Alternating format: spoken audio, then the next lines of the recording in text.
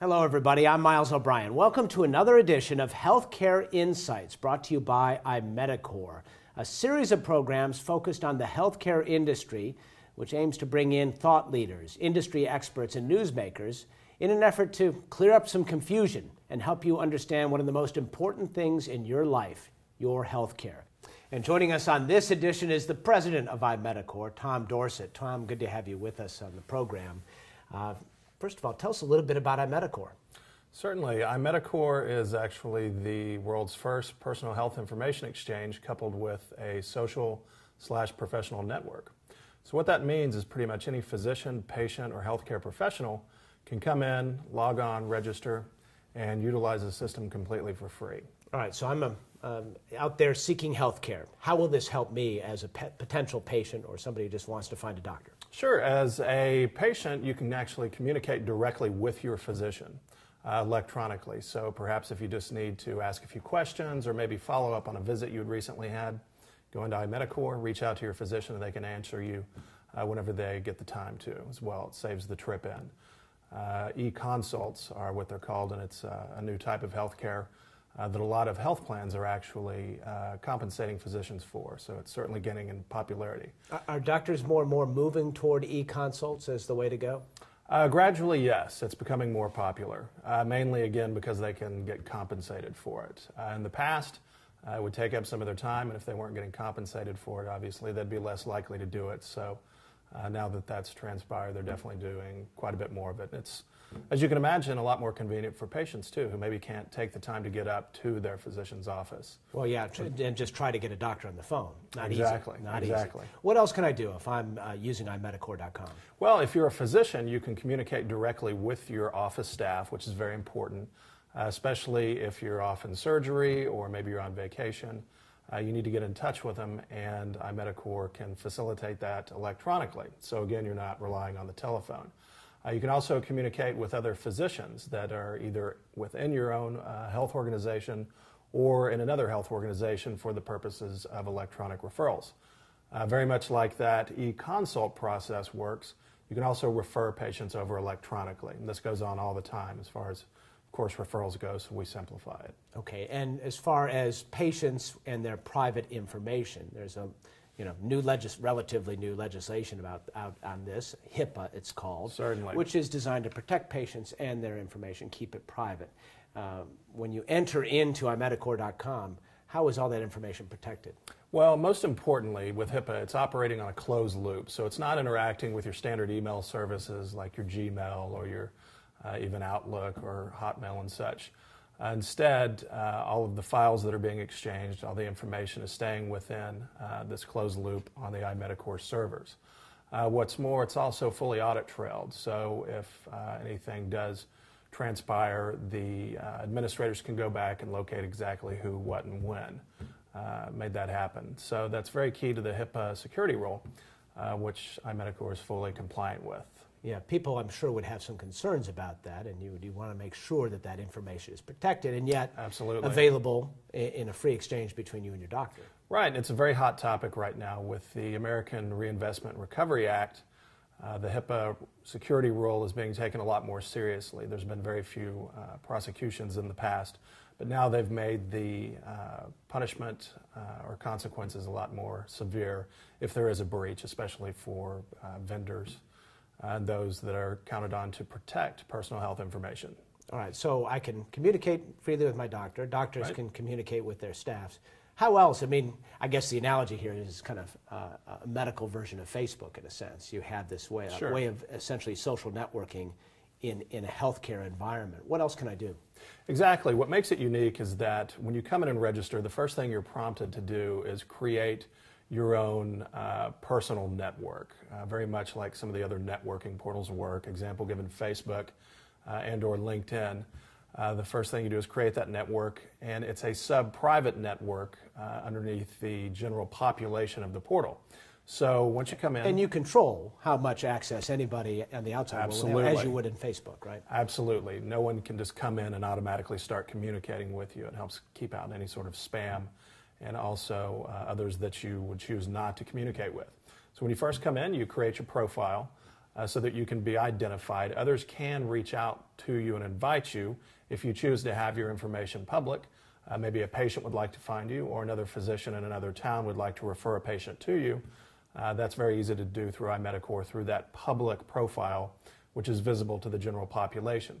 And then from there, you would create your own network, which can be done just by inviting in other individual users, or you can use the clinical workflow and have an administrator come in and invite in all the physicians and all the staff members, and then they can share inboxes and such. This is part of the enterprise setup. So if I'm on iMedicor and I have certain symptoms, I literally could find out who else out there has similar symptoms and perhaps get some sense of what I might have, right? Sure. There are areas within iMedicor that allow you to communicate with other patients that might have like conditions that you do.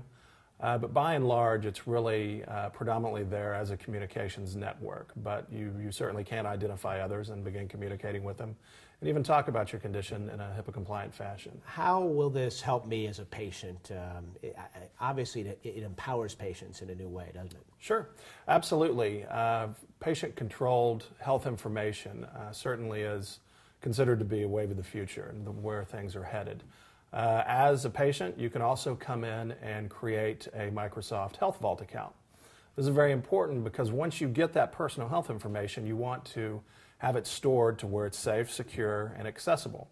And so after creating a Health Vault account within iMedicor, you could be, for instance, seeing your specialist for whatever reason, and that specialist is going to want to get the personal health information, your records, back to your primary care physician in most cases, because that's where really all of it should reside as far as your physician goes. And in one fell swoop, they can send it to the primary care physician and copy you as well. It comes into your account, and then you move it through an integration that we have with Health Vault. It's amazing that in this day and age, so much of our medical records are still on paper, isn't it? Absolutely. But it's been a tough transition, and it'll continue to be difficult. That's why it's so critical that the government ultimately got involved, as we've seen here in the last year, with the advent of the new administration. Before that, there had been initiatives. President Bush had talked about it many times in the State of the Union addresses you might have heard, and also appointed a healthcare czar. And most everyone sees the benefit of it. It's just really taken some prodding to get things going. Well, and it has to be, the interoperability issues have got to be a difficult challenge, right? If one doctor's system doesn't match Absolutely. Another system, how do you make that all work together? That's huge. That's huge, because if you have all of these islands of information residing in different hospitals, healthcare organizations, clinics, surgery centers and such, if these systems don't talk to one another, then it's simply not going to work. Otherwise, you've got all these different data and different formats, different standards.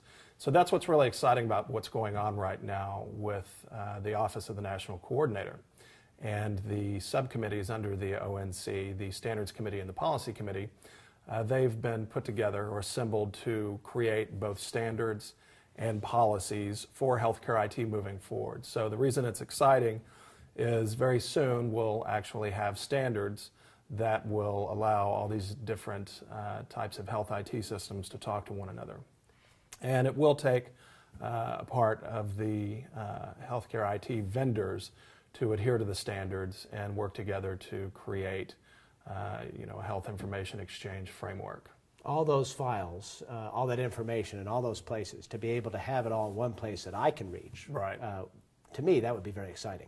Well, it is exciting. And again, you can do that through iMedicor, and you can also store it within Health Vault. But the key is being able to receive this data, right, the healthcare or the information from your physicians, and then having a safe place to store it. So, when I think of being young and going to the doctor, it was always doctor knows best. These days, patients have so much more information at their fingertips.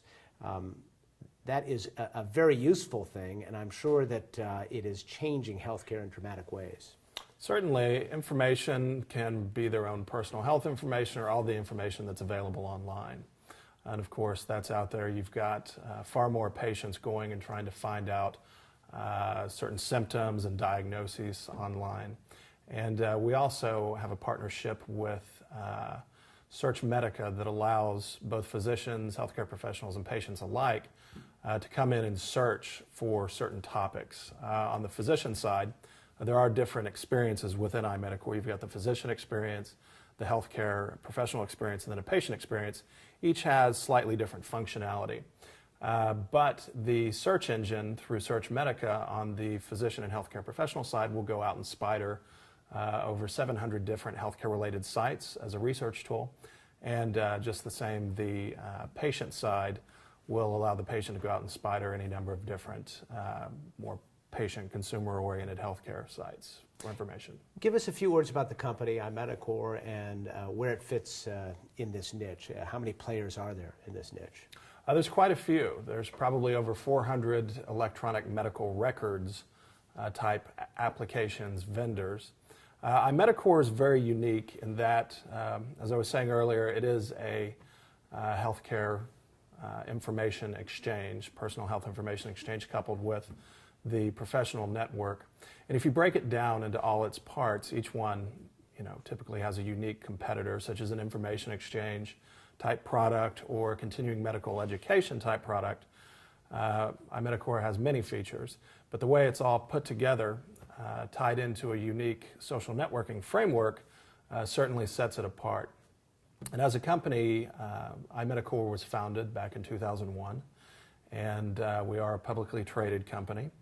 And our main focus is the iMedicor portal, which we've certainly put a lot of work into, and really tried to offer something that would be affordable and very relevant for healthcare professionals, patients, and physicians. Now you say affordable. How much does it cost to sign up? Absolutely nothing. It's one of the That's best affordable. parts. We like to think so. Excellent. So is it advertiser supported then? Is that the goal? It is. We work with pharmaceutical companies and health plans to sponsor the different functions. We give physicians the ability to get new information on new drugs or existing drugs through the portal on their terms completely. It's fully opt-in, and they can actually communicate directly with their pharmaceutical reps there regionally. Instead of the rep coming in and hanging out in the waiting room, the physician can get that information 24/7 and then communicate directly with the rep electronically if they need samples, if they need to ask questions, or want to schedule an appointment. So it creates a bit of a paradigm shift by providing a little more control to the physician in that relationship. It's an exciting development. What do you see in the future?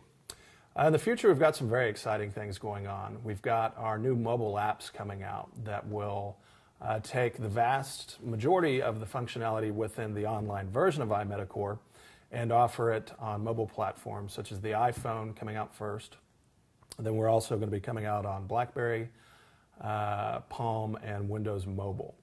And so, so many times throughout the day, the physician will not have any access to a laptop. They're typically pretty busy. So the best way to reach a physician these days is by smartphone. We now have over 65% of physicians out there using smartphones.